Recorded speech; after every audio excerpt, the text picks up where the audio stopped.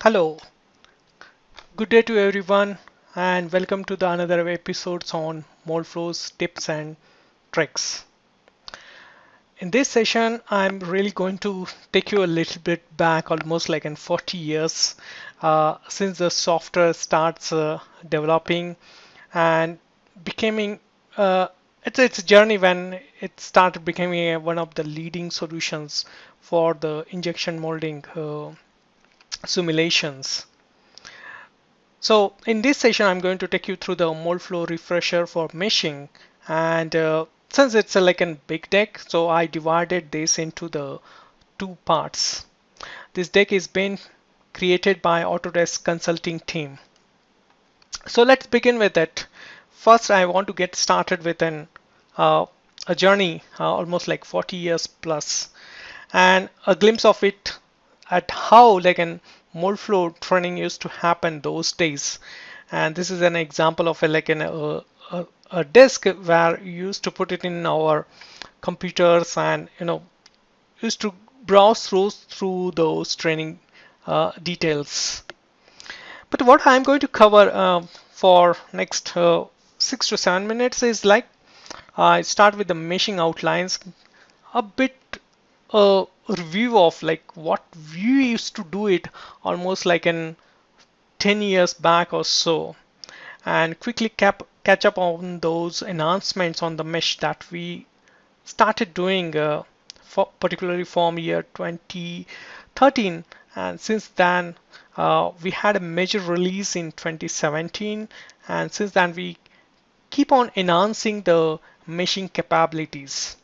And and to the if you have been a veteran user of the Moldflow, and if you can see those images on your right side, you could easily catch up. Those are the Moldflow modular. We don't have like a synergy or something used to call as a modular, and the UI was very basic, and particularly we used to work on to the mostly onto the mid plane mesh. uh,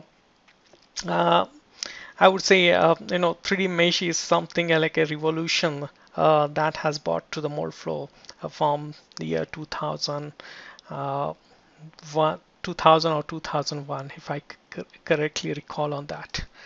So let's have a like recap of the meshing. It's what we used to do, and if old friends are there on the call, um, they would they would definitely agree with me on this, that meshing used to take 80% of the project time. But this is what we used to do it at that time to get started before that, launching a first analysis or so. Recommended aspect ratio of 6 was one of the best as considered to be, and we tried hard to make it work at the time. And putting three elements across the thickness, um, you know, change extra time, but it worth doing it.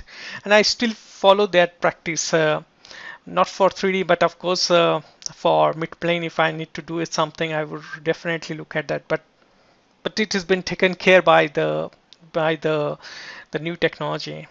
So advancing in the meshing and solver technology has changed the way we do the meshing now, and way we used to do it almost like in 10 years back. It has changed drastically since then. So little recap, I want to start with an 2017, though the mesh enhancement started from like an 2013 release and above.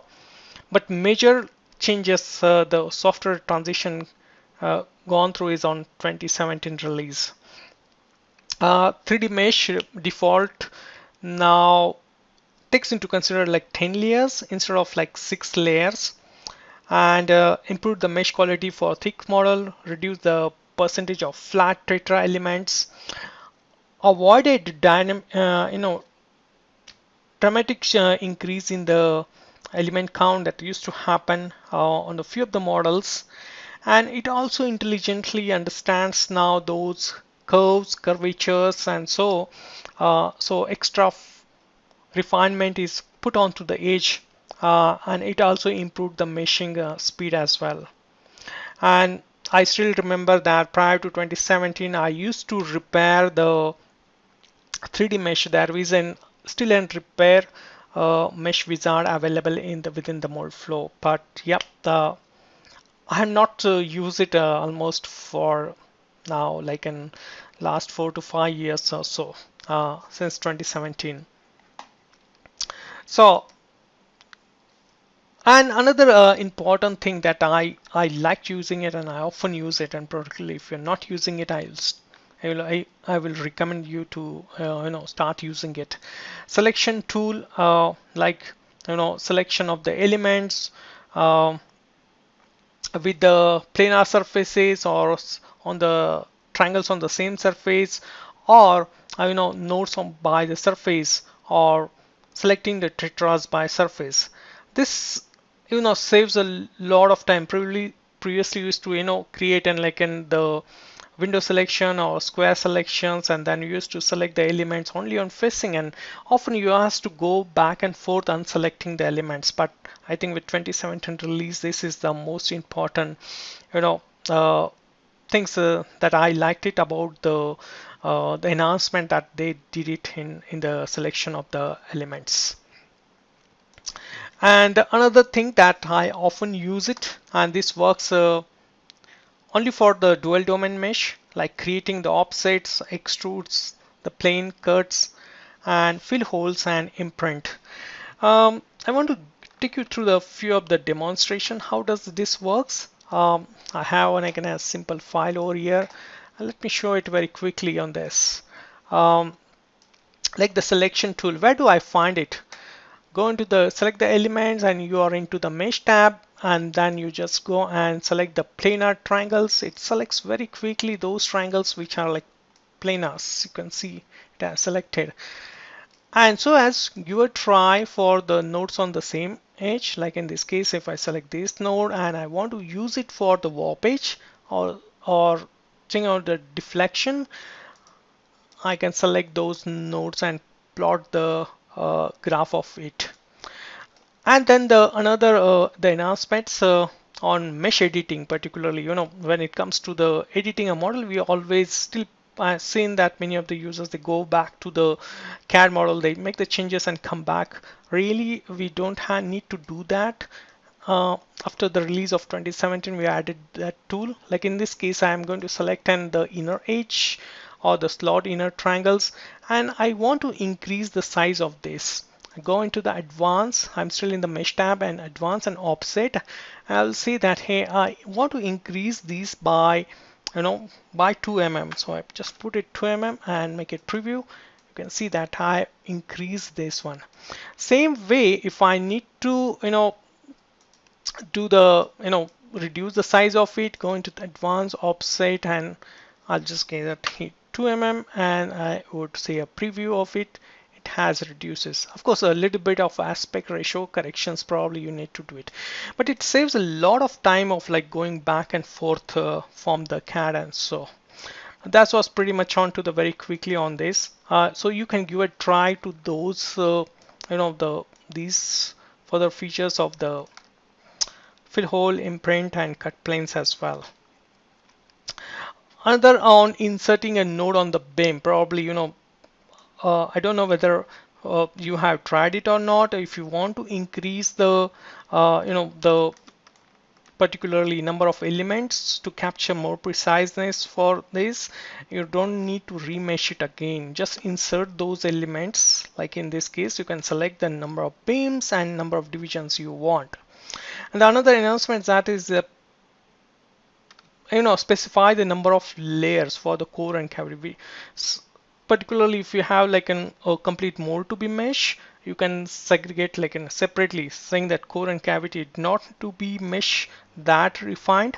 So you can have like 6 layers for the core and cavity, and more precise 10 layers for the part.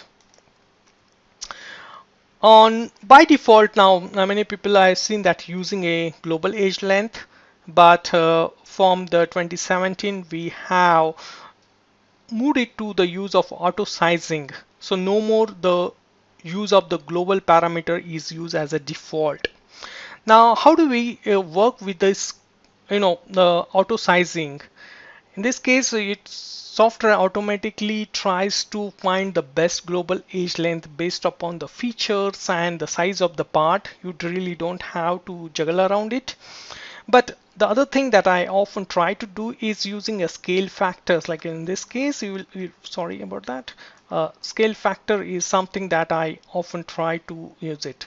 So this is an example of if what things happens like, and if I use a scale factor, just whatever the global size or the auto sizing it has selected, just multiply that with the 2 and it try to coarsen the mesh or reduce the number of elements compared to the using a same by reducing the auto sizing by half of it, where it tries to make a mesh much finer, uh, and also it penalize for the increase in the number of elements. And using the same scale factor of 1, I can get a much better mesh.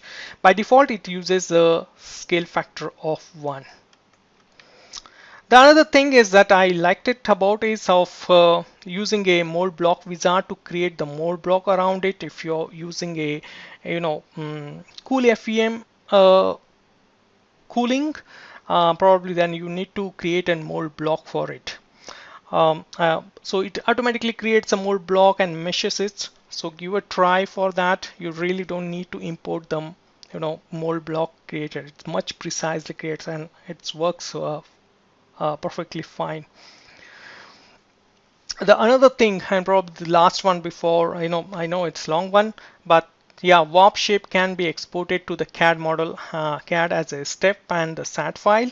But for this, you need to have a CAD model in the study file. If the CAD model is not in the study file, then this export doesn't work for this. And when meshing the curves, the minimum number of beams on the baffle or bubbler by default is 3. You can change that if you need to have a further refinement. So that was pretty most of the things that we did it on 2017 version. And look out for my upcoming clip onto the tips and tricks, where I will take you through the part 2 of the Moldflow refresher meshing. Thank you for your time and have a great day ahead.